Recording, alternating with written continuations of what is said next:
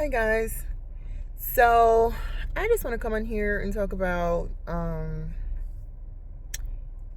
adenomyosis, and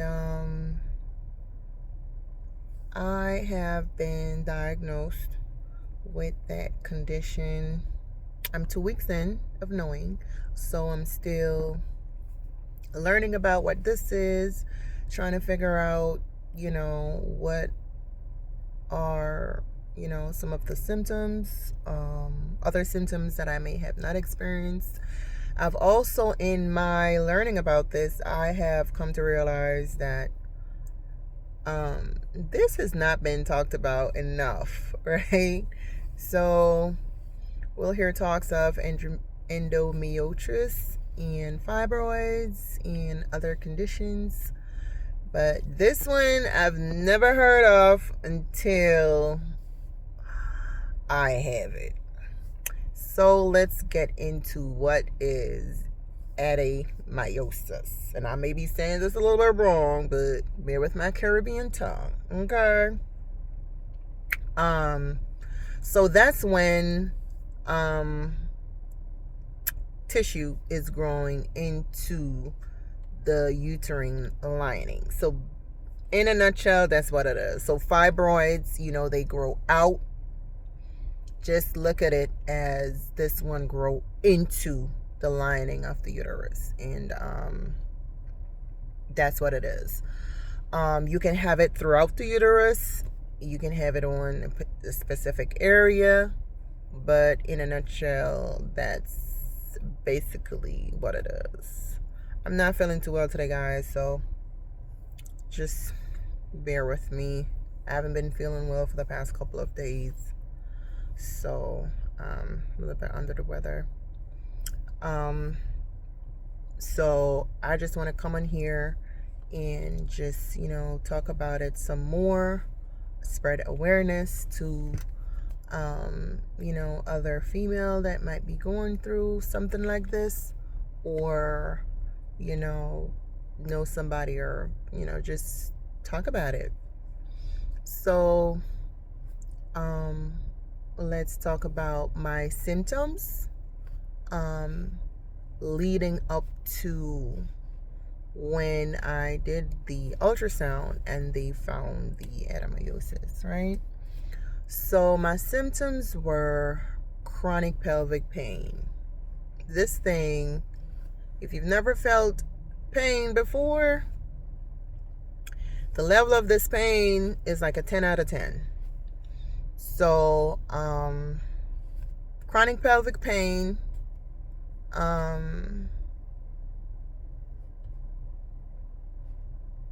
heavy bleeding, or bleeding just that will just not stop. It's like your cycle has no ending, or you will just have spotting throughout when it's not even time for your cycle. Back pains. So you will feel back pain. Some people will feel back pains. And these are just some of the stuff that I have. So there may be, different women might feel different things. So back pain is one of them. I'm trying to think. You will have like a shooting pain in your butt. It's very fast, and it's like a ouch. By the time you catch it, it's already over. So you'll feel like a shooting pain in your butt. And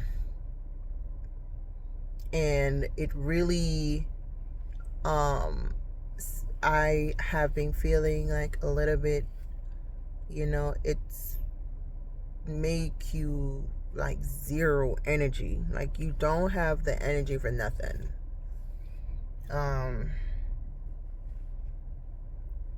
So that's kind of it. It really plays on your hormones. They're like out of whack, so you just feel draggy. Your boobs will feel a little heavy or tender. It depends on the woman. It depends on your age group. Depends on if you're in your cycle or not. So you will have to definitely just chart your symptoms, chart your symptoms for a period of time to see when, what is consistent and what is inconsistent in terms of your symptoms. So these were some of the symptoms I have that are consistent. Okay. Let's talk about some of the things that I had prior that I think now that I'm a little bit older, it starts to kind of come together a little bit. So I was diagnosed with polycystic ovarian syndrome from very early on in my, early adult years. So I've always had that. Now, if you get into polycystic ovary syndrome, it's in various forms. So, you have people who, they get a lot of hair in their chin, the chin area, and their chest. Some people, depend on the female, it's a little bit more than others. Some people, with that, it's very difficult to get pregnant. Definitely cause infertility in a lot of women. But, you can do your research on that and see what are the symptoms that, falls. Like I said, every woman is different. Everybody is different. Sometimes some things affect different age groups than other age groups.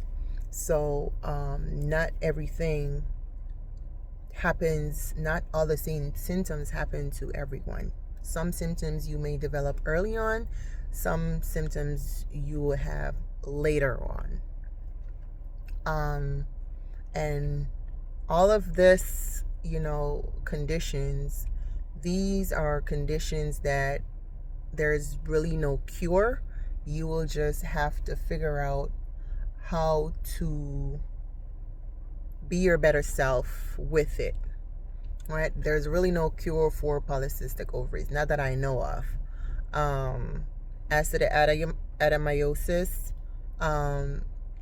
there is surgery, and there is still, it just kind of depends on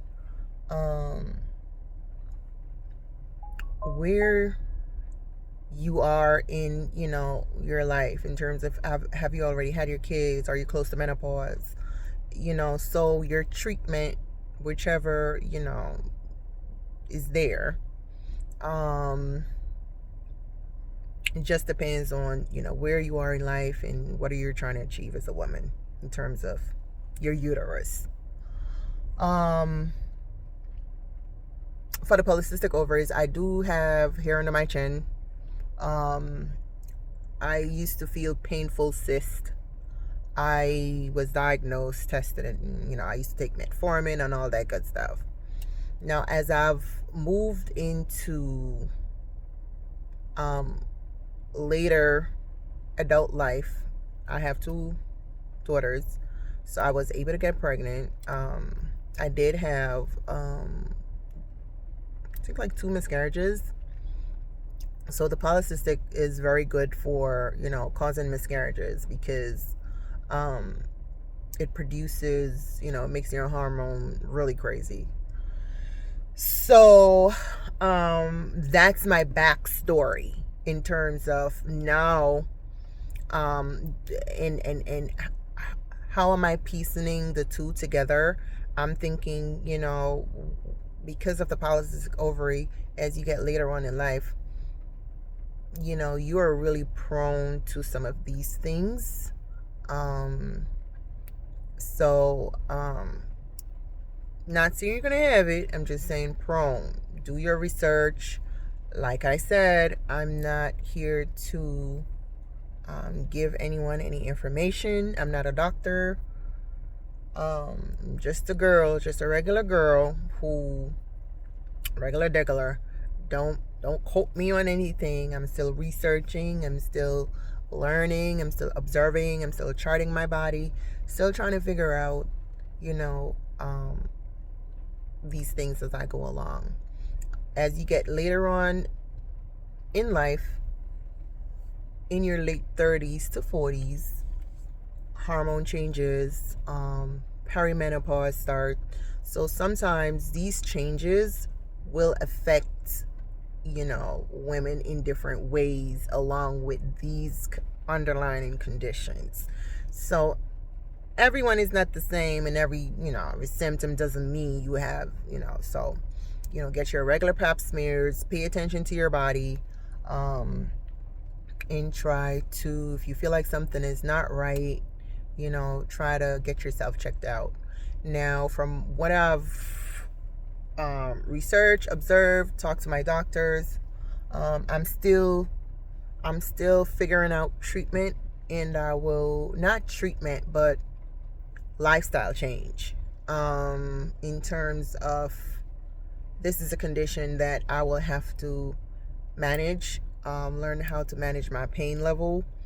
I still get my cycle, my period, so I'm a mom. I'm also a single mom, so I have to figure out, how I'm going to deal and manage with, this lifestyle change in terms of feeding my body, my energy levels.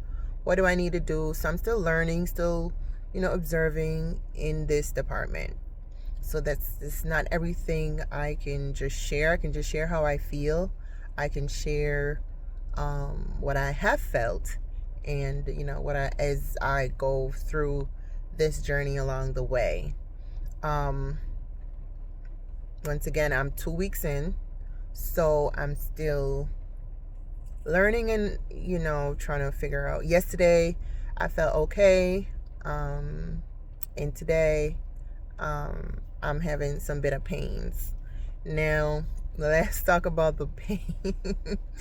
The pain come in different forms, and when I say different forms, I mean it can be excruciating, it can be tolerable, it can be just downright, I feel like I need to go to the hospital. So what the pain feels like. The pain feels like, and it's on the internet, knife-like. It feels almost like, it's so hard to describe because it's in your uterus. It's almost feels like, you feel like something is there, and sometimes it feels like a very nagging pain. It's like you're trying to bear it out. We vibing, you in the pain vibing, but it's so daggone nagging that you have to take something for it just to get, then another time it feels like somebody's literally like almost like taking a knife and just turning it and turning it and turning it and turning it in your sides, and you'd be like, no, I have to get something, more, so one of the things I observed is, for my pain level, over-the-counter medicine was not able to handle this kind of pain. This kind of pain for me, and I learned this because this pain is new to me. Like, I have had all sort of pains which I've never had to like take, apart from, I did a root canal and stuff like that, and they give you those kind of pain medicine. But in terms of like a normal day and you're feeling, migraine or stuff, this kind of pain, it's almost like a nerve pain. So I need something that will really work. When I took I was taking Motrin, it didn't work. Excedrin, which usually work for my migraines, it just kind of take the edge off. But you definitely feel like something or somebody's turning something in there. So I had to get a different kind of pain meds for this kind of pain, just to say, I will be going for a MRI to take a deeper look, because the pain for me is really concentrated in a specific area, and they want to take a closer look. So I'll be doing an MRI, and I will follow up with what that looks like, and how everything is going in that department. Pray for me, all, because baby. But yeah, I don't want to make this video too long, but just bear with me. I'm in my car, and I was just thinking, hey, I'm pretty sure there's plenty of women out there who just like wondering if you're having something close or this kind of condition. Just hang in there. Know that you are not alone, and try to have a positive mindset. It's hard when you have pain, but I can tell you, no matter what kind of sickness you have, if you cultivate negative thoughts, that sickness will literally take over your body. I definitely know that I will have to adjust my lifestyle. I will have to adjust some things, and there are days where you're gonna have to kind of get used to the kind of pain that it is. So I will just have to see, what goes on and what everything looks like, work, in, my daily lifestyle. So, like I said, you're not alone, and I will keep y'all posted. Bye.